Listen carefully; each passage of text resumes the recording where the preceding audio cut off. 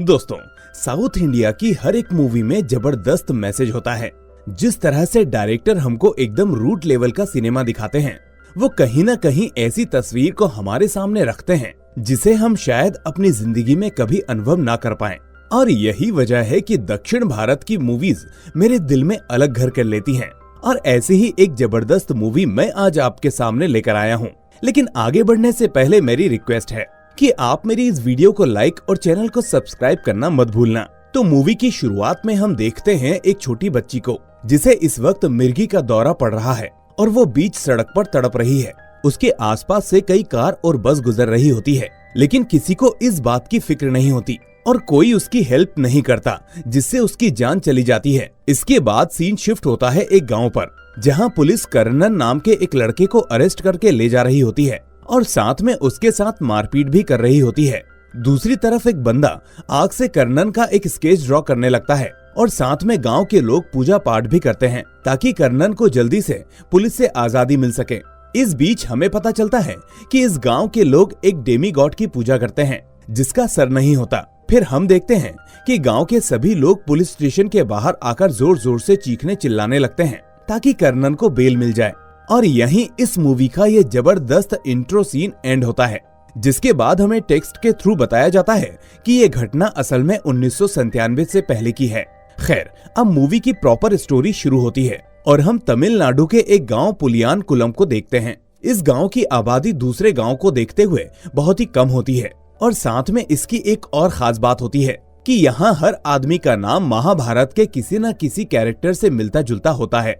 जैसे इस लड़के का है, यह है कर्नन, जिसका नाम पड़ा है महाभारत के कर्ण नाम पर। खैर, कर्नन बहुत ही आलसी किस्म का लड़का है जो कि जुए में खेलकर और कुछ उल्टे सीधे चैलेंजेस एक्सेप्ट करके थोड़ी बहुत कमाई करता रहता है। पर ये बात उसकी माँ को बिल्कुल पसंद नहीं होती। वो कर्नन को इसके लिए डांट ही रही होती है कि तभी कर्नन का दोस्त यमन वहाँ आ जाता है।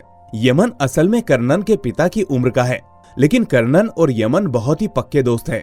यमन उसे बताता है कि आज गांव में विशेष पूजा है, तुम्हें नहीं चलना क्या? इसलिए कर्नन फौरन वहां से उसकी साइकिल पर बैठकर पूजा के लिए निकल लेता है। अब सीन पूजा पर शिफ्ट होता है, जहां हम देखते हैं कि हर साल गांव वाले एक सर कटे डेमी गॉड के साथ साथ एक मछली की भी पूजा करते हैं। इसी तरह वहां उस गॉड की एक तलवार भी होती है जिसे सभी लोग बहुत ही पवित्र मानते हैं।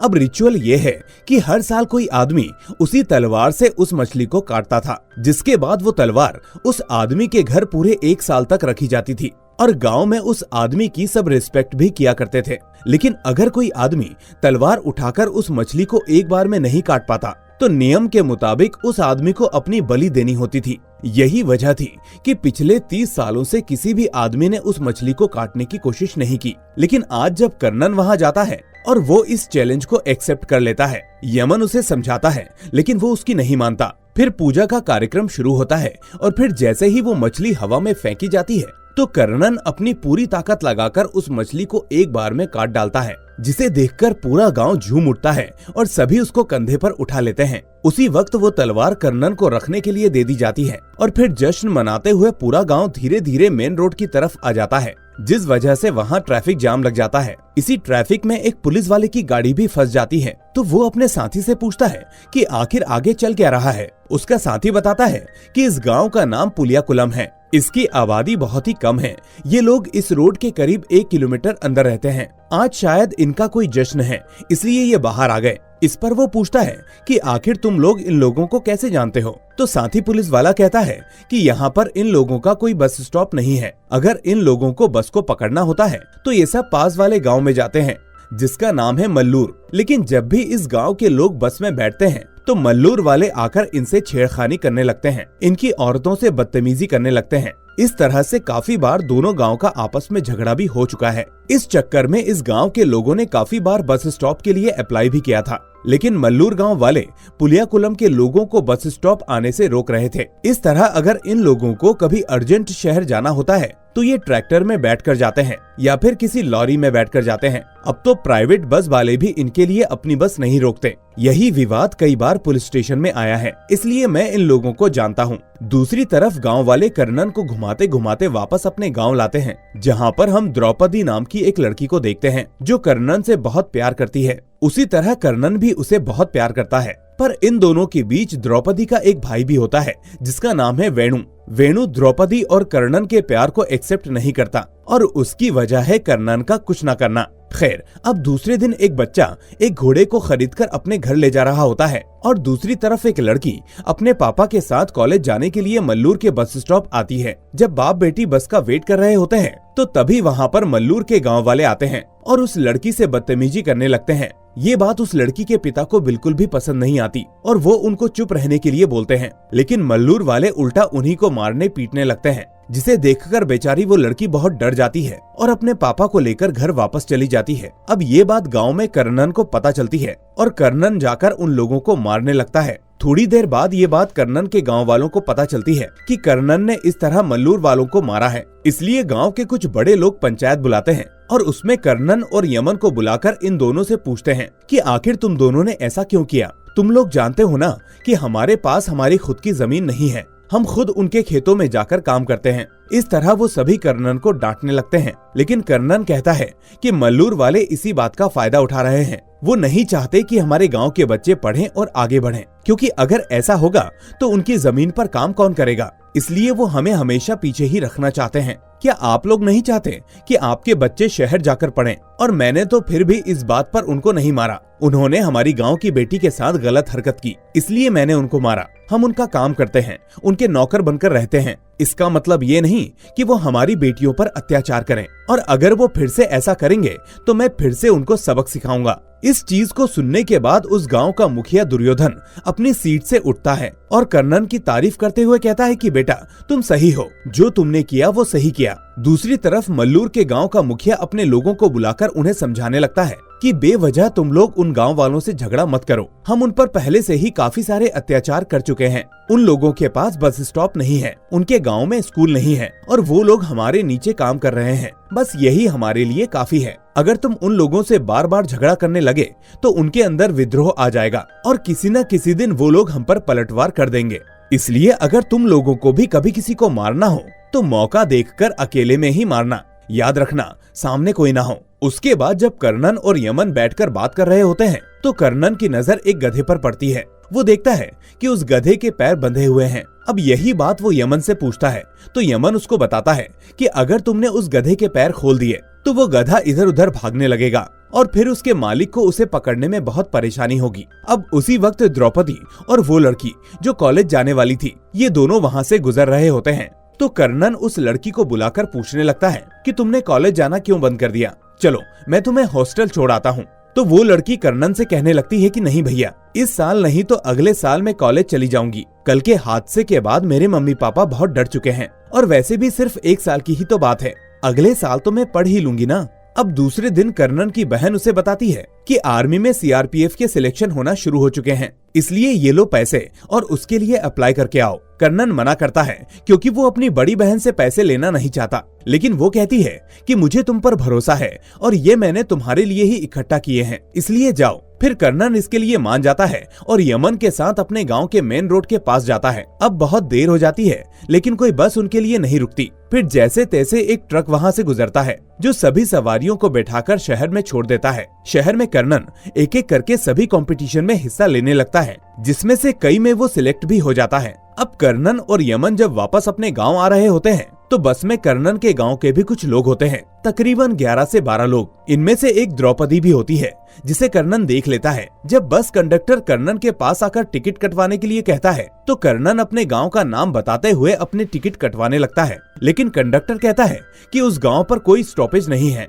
इसलिए तुम्हें अगले गांव की टिकट लेनी होगी, ये बस वहीं रुकेगी। कर्णन कहता है कि मेरे गांव पर स्टॉपेज नहीं है, लेकिन ये बस तो वहीं से जाएगी ना, तो हम लोगों को उतार देना। पर वो कंडक्टर कहता है कि ये सभी लोग तुम्हारे गांव के हैं और सभी आगे के गांव का टिकट कटवाते हैं और फिर वहीं रुकते हैं और वापस अपने गांव पैदल आते हैं, इसलिए तुम्हें भी ऐसा करना होगा वरना उतर जाओ। इस बात पर अब दोनों की बहस होने लगती है। अब बस जब पुलियानकुलम के पास से जा रही होती है तो कर्णन उस बस को पीटने लगता है और जोर जोर से चिल्लाता है कि तुमको बस को रोकना होगा। लेकिन वो बस वाला उसकी बात ना मानकर आगे बढ़ता ही जाता है। अपने गांव वालों को ये जुल्म सहते देख आखिरकार कर्णन का मूड ठनक जाता है और वो खुद ही उस चलती बस से छलांग लगा देता है। ये देखकर अब वो बस वाला डरकर फौरन बस को रोक देता है, जिसके बाद कर्नन के गांव वाले जल्दी से कर्नन के पास जाकर उसकी चोट को देखने लगते हैं। लेकिन कर्नन उनसे कहता है कि मैं तो आप लोगों के लिए आवाज उठा रहा था, लेकिन आप लोग तब तक कुछ नहीं बोले जब तक मैं कूद नहीं गया। आखिर आप लोग कब इन चीजों का विरोध करोगे?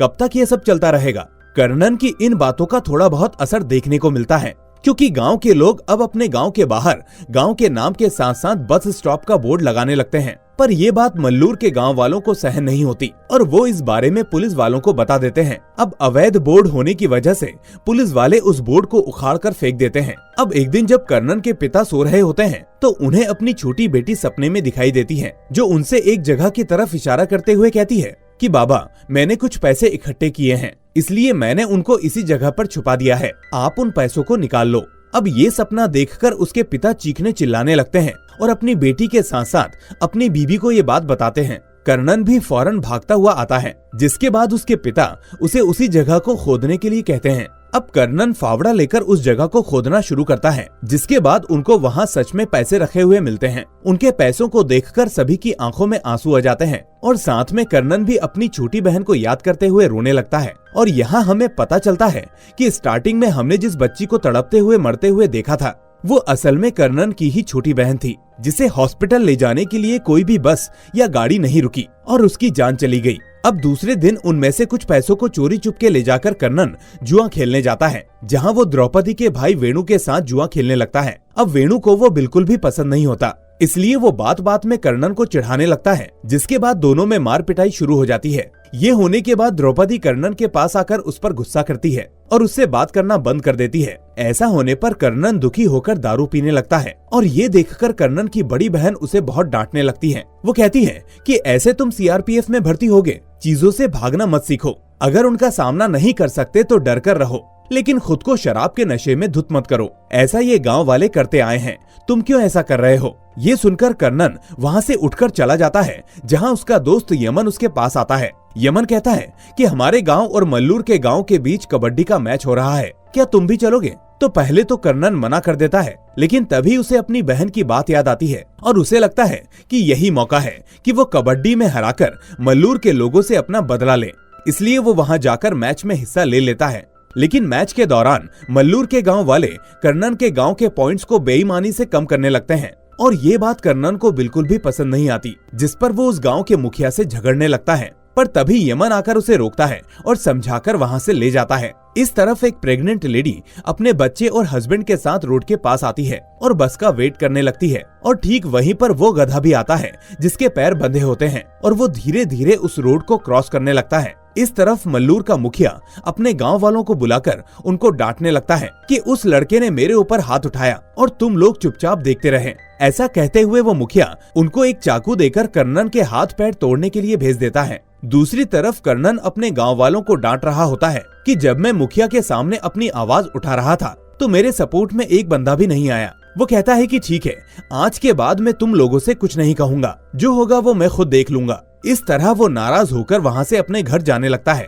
पर रास्ते में कर्नन को वो गधा दिखता है तो वो उसकी रस्सी खोलने लगता है। ठीक तभी वहाँ एक बस गुजरने लगती है, जिसके बाद वो प्रेग्नेंट लेडी और उसका पति उस बस को रोकने की कोशिश करते हैं, लेकिन कोशिश करने पर भी वो बस नहीं रुकती। इसके बाद जब दूसरी बस वहाँ से गुजर रही होती है तो ये लोग फिर से उसे रोकने की कोशिश करते हैं, लेकिन जब वो भी बस नहीं रोकता तो उस प्रेग्नेंट लेडी का लड़का बस पर एक पत्थर से वार करता है, जिससे उसका शीशा टूट जाता है। जिसके बाद उस बस का ड्राइवर और कंडक्टर इन लोगों के पास आकर उनसे झगड़ा करने लगता है। तभी यमन आकर ड्राइवर और कंडक्टर को रोकने की कोशिश करता है और इस बीच उसके गांव वाले भी आ जाते हैं जो कबड्डी से लौटकर आ रहे थे। लेकिन इतने में वो ड्राइवर और कंडक्टर यमन से मारपीट करने लगते हैं और गांव वाले उनको रोकने की कोशिश करते हैं। इस बीच कर्नन उस गधे के पैर खोलकर उसे आजाद कर देता है और वो गधा भागने लगता है। उसके भागते ही कर्नन के दिमाग में पता नहीं क्या होता है, उसे लगता है जैसे उसके भी आजाद होने का वक्त आ गया है। इसलिए वो पास से एक लकड़ी उठाता है और सीधे बस को जाकर तोड़ने फोड़ने लगता है। ये देखकर ड्राइवर और कंडक्टर उसकी तरफ बढ़ते हैं, पर वो उनको नहीं छोड़ता और उसको देखकर गांव के लोग भी वहां आकर बस को तोड़ने लगते हैं। इस बीच मल्लूर के मुखिया के लोग भी कर्नन को मारने के लिए वहां पहुंच जाते हैं, लेकिन कर्नन और बाकी लोगों को देखकर वो सभी डर जाते हैं और वहां से चले जाते हैं। अब इस कांड के बाद पुलियानकुलम के लोग फिर से पंचायत बुलाते हैं जहाँ सभी बड़े लोग फिर से कर्नन को डांटते हैं कि तुम्हें उस बस को नहीं तोड़ना चाहिए था। लेकिन इस बार गांव के कुछ लोग खुलकर कर्नन का साथ देते हैं। वो कहते हैं कि कर्नन ने जो किया वो सही किया, इसमें उसकी कोई गलती नहीं है। अगर वो बस वाला बस को रोक लेता तो ऐसा नहीं होता। अगर उस औरत को कुछ हो जाता तो क्या बस वाला उसकी जिम्मेदारी लेता? इसलिए हम लोग कर्नन के साथ हैं। इसके बाद गांव के लोग ये ठान लेते हैं कि अगर पुलिस यहाँ पर आएगी तो हम सारे लोग कर्नन और बाकी लोगों का सपोर्ट करेंगे। इस तरफ एक सीनियर पुलिस वाला करुणाकरण उस बस की इन्वेस्टिगेशन करने के लिए आता है और मौके का फायदा उठाने के लिए वहाँ मल्लूर के गांव वाले भी आ जाते हैं और करुणाकरण को कर्नन के गांव के बारे में बढ़ा चढ़ाकर बताने लगते हैं। इनडायरेक्टली वो सभी उन गाँव वालों पर केस फाइल करने के लिए कहते हैं। अब करुणाकरण फौरन अपनी टीम को लेकर पुलियाकुलम जाता है, जहाँ जाने के बाद वो सभी लोगों से एक एक करके उनका नाम पूछता है और सभी लोग उसे अपना अपना नाम बताते हैं। वही महाभारत वाले नाम, दुर्योधन, अभिमन्यु, नकुल, सहदेव। अब वो पुलिस वाला उन गांव वालों को डराने धमकाने लगता है कि अगर तुम लोग मुझे उन लोगों को हमें लाकर दे दो जिन्होंने बस पर हमला किया था तो हम यहाँ से चुपचाप चले जाएंगे। लेकिन गांव का मुखिया उन पुलिस वालों से कहता है कि सर, सारे लोग तो यही हैं, आप किसकी बात कर रहे हैं? तभी मल्लूर का एक आदमी जो पुलिस के साथ आया था वो कहता है कि सर, जिन लोगों ने बस पर हमला किया उनमें से एक भी यहाँ पर नहीं है। पर तभी उस बस का कंडक्टर उस बच्चे को पहचान लेता है जिस बच्चे ने उस बस पर पत्थर फेंका था। वो फौरन इस बारे में करुणाकरण को बताता है और इसके बाद करुणाकरण उस बच्चे को उठाकर अपने साथ ले जाने लगता है। वो कहता है कि जो लोग उस वक्त वहाँ पर मौजूद थे वो सामने आ जाएं, नहीं तो मैं इस बच्चे को ले जाऊंगा। अब बच्चे के खातिर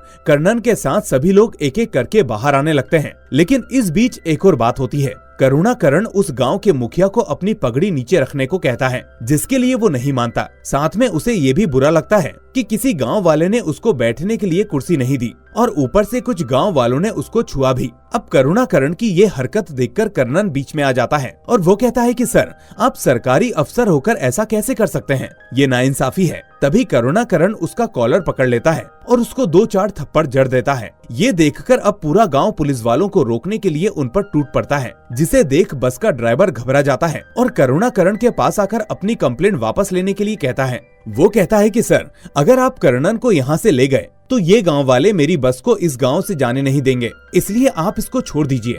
करुणाकरण इस बात से खिसिया जाता है, लेकिन उसे पता था कि फिलहाल यही करने में उसकी भलाई है। इसलिए वो कर्नन को छोड़कर सभी गांव वालों से कहता है कि जो लोग उस दिन बस में तोड़फोड़ किए थे वो सभी कल पुलिस स्टेशन में आकर गवाही दे जाना, ताकि मैं ऊपर सभी बातों को संभाल सकूं। अब सभी गांव वाले डिसाइड करते हैं कि वो कर्नन को पुलिस स्टेशन नहीं जाने देंगे। और इस बीच कर्नन से हमेशा नफरत करने वाला वेणु सभी के बीच आकर कहता है कि कर्नन ने हमारे अंदर शक्ति जगा दी है, हमें उसको नहीं भेजना चाहिए। मैं उसके बदले साथ चलने को तैयार हूँ, लेकिन इस गांव को कर्नन की जरूरत है, इसलिए हम लोग उसको पुलिस के पास नहीं जाने देंगे। और इस तरह फिर वेणु के साथ कुछ बड़े बूढ़े लोग पुलिस स्टेशन गवाही देने पहुँचते हैं। अब वहाँ धीरे धीरे सुबह से दोपहर से शाम हो जाती है, लेकिन तब तक करुणाकरण किसी का बयान नहीं लेता। अब दूसरे दिन कर्नन के साथ कुछ गांव वाले पुलिस स्टेशन आकर पूछते हैं कि हमारे गांव के लोग कहाँ हैं जो कल गवाही देने आए थे। तो एक कांस्टेबल कहता है कि अरे वो तो कल ही चले गए थे। अब बाहर आकर कर्नन एक होटल में काम करने वाले लड़के से पूछता है कि क्या तुमने कुछ बूढ़े लोगों को देखा है जो कल यहाँ गवाही देने आए थे। अब वो लड़का कर्नन को सब कुछ बताता है कि कल जब सभी लोग यहाँ आए थे तो पुलिस वालों ने उन्हें शाम तक रोके रखा, यहाँ तक कि पानी पीने भी बाहर नहीं जाने दिया। उस लड़के को ये बात इसलिए पता थी क्योंकि इसी बीच वो पुलिस स्टेशन में चाय देने के लिए गया था। वो कहता है कि शाम को जब गांव वाले वापस जाने की जिद करने लगे तो करुणाकरण वहां आकर बोला कि क्या बात है, तुम लोग इतना हल्ला क्यों कर रहे हो। इस पर मुखिया कहता है कि सर, सुबह से हमने कुछ नहीं खाया है और ना यहाँ हमारा कोई स्टेटमेंट ले रहा है, आखिर हमें यहाँ किस लिए बुलाया गया है। ये सुनते ही करुणाकरण एक डंडा निकालकर मुखिया, वेणु और बाकी सभी को पीटने लगता है। वो कहता है कि एक तो तुम लोग अपने आप को बहुत होशियार समझते हो, आज भी उस लड़के को यहाँ नहीं लाए जो कल ज्यादा बोल रहा था। ऊपर से जब कल मैंने बोला तो तुमने अपनी पगड़ी नहीं उतारी। राजा महाराजाओं जैसे नाम रख लेने से कोई राजा नहीं बन जाता। तुम लोग कीड़े मकोड़े हो, आखिर क्यों इतनी ऐठ में रहते हो। मैं तुम लोगों को देखना भी पसंद नहीं करता और तुमने तो मुझे कल छू भी लिया, इसलिए आज मैं तुमको अच्छे से छूऊंगा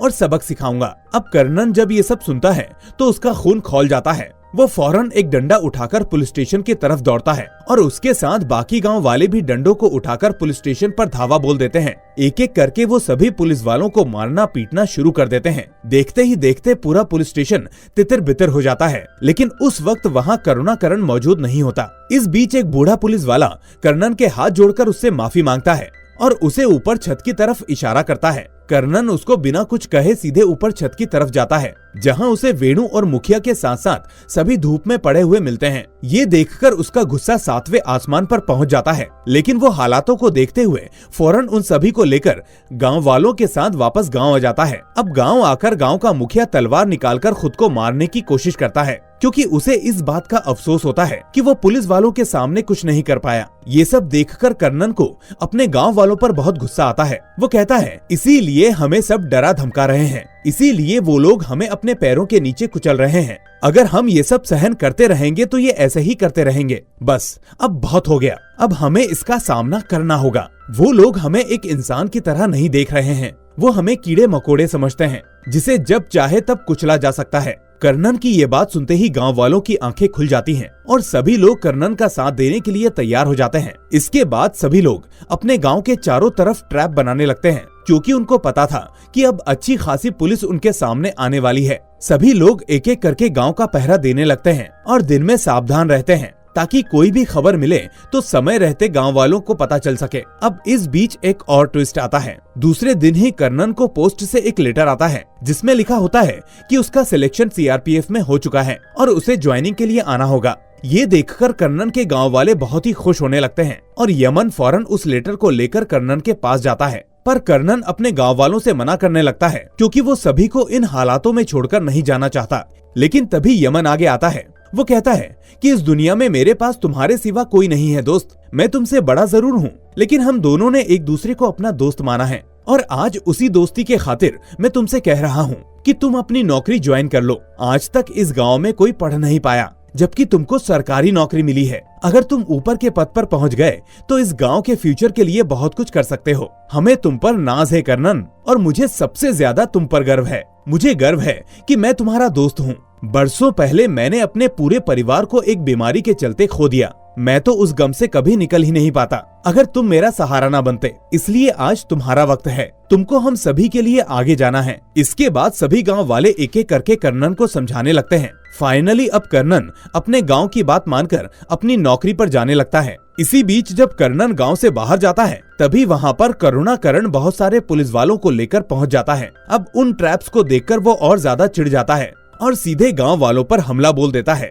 जवाबी मुठभेड़ में सभी गांव वाले पुलिस पर पत्थर फेंकने लगते हैं और गांव का डिफेंस करने लगते हैं। और वहीं दूसरी तरफ गांव की एक प्रेग्नेंट लेडी अपने बच्चे को जन्म देने वाली होती है और इस तरह ये पूरा माहौल बहुत ही टेंस हो जाता है। सारे पुलिस वाले हर एक घर को तोड़ने लगते हैं और औरतों के साथ साथ बच्चे बूढ़ों को भी मारने लगते हैं। अब इसी हाथापाई में यमन भी बहुत जख्मी हो जाता है और मन ही मन सोचने लगता है कि अगर इसी तरह पुलिस वाले गांव पर हमला करते रहे तो धीरे धीरे ये सभी को मार देंगे। इसलिए मुझे ही ऐसा कुछ करना होगा जिससे ये सब रुक जाए। रोते हुए वो आखिर में खुद को खत्म करने का डिसीजन लेता है। वो खुद पर केरोसिन छिड़क कर फौरन ही अपने आप को आग लगा लेता है। आग लगाते ही वो सभी के सामने आ जाता है। उसको ऐसा देखकर करुणाकरण के साथ साथ सभी पुलिस वालों के हाथ पैर फूल जाते हैं, लेकिन कोई भी उसको बचाने आगे नहीं आता। इसी बीच एक लड़का मौका पाकर घोड़े पर बैठकर गांव से बाहर जाता है ताकि कर्नन को इस बारे में इन्फॉर्म कर सके। वो फौरन उसके पास पहुंचकर उसे बताता है कि यमन ने खुद को आग लगा ली है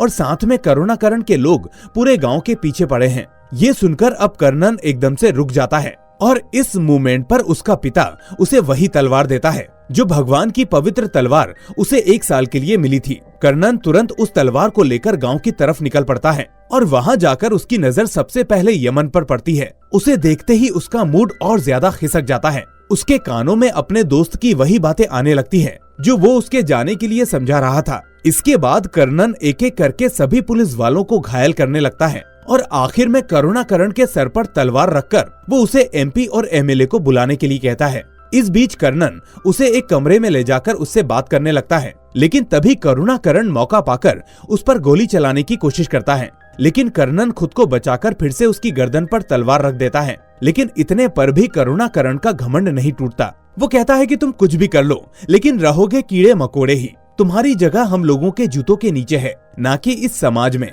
इसलिए ख्वाब देखना छोड़ दो। एक बार मैं यहाँ से चला गया तो इस गांव को बर्बाद कर दूंगा। ये सुनकर अब कर्णन अपना गुस्सा नहीं रोक पाता और एक झटके में अपनी तलवार से करुणाकरण की गर्दन उखाड़ देता है। अब सीन यहाँ से 10 साल बाद शिफ्ट होता है, जहाँ हम कर्णन को वापस बस से अपने गांव जाते देखते हैं। रास्ते में उसे अपने गांव के नाम की एक टिकट भी मिल जाती है और उसे पता चलता है कि उसके गांव पर अब बस स्टॉप भी बन चुका है। गांव आकर वो देखता है कि वहाँ स्कूल भी है जिसमें बच्चे पढ़ने के लिए जाते हैं। इसके बाद वो द्रौपदी से शादी कर लेता है और लास्ट में हमें दिखाया जाता है कि वो अपने दोस्त यमन को आज भी याद कर रहा है। और इसी के साथ मूवी का होता है दी एंड। दोस्तों, आपको ये मूवी कैसी लगी मुझे कमेंट करके जरूर बताएं। साथ ही अगर आप नए हैं तो चैनल को सब्सक्राइब करके नोटिफिकेशन बेल को भी दबा दें।